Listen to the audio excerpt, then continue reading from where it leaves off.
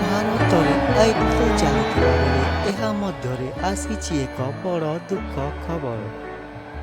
ଜଣେ 20 ବର୍ଷୀୟ ଯୁବ କ୍ରିକେଟ ଖେଳାଳିଙ୍କର ଘଟିଛି ମୃତ୍ୟୁ।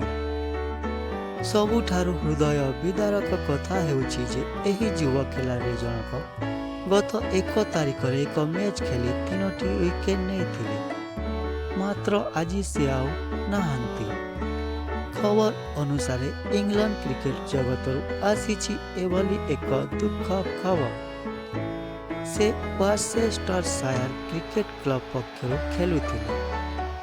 ଜୋସ୍ ବେକର 2021ରେ 17 ବର୍ଷ ବୟସରେ କ୍ଲବ କ୍ରିକେଟରେ ଡେବ୍ୟୁ କରିବା ସହ ନିଜର ଚୁକ୍ତି ସ୍ୱାକ୍ଷର କରିଥିଲେ। ସେ 22ଟି ପ୍ରଥମ ଶ୍ରେଣୀ ମ୍ୟାଚ୍ ଖେଳି 43ଟି ୱିକେଟ୍ ମଧ୍ୟ ନେଇଥିଲେ।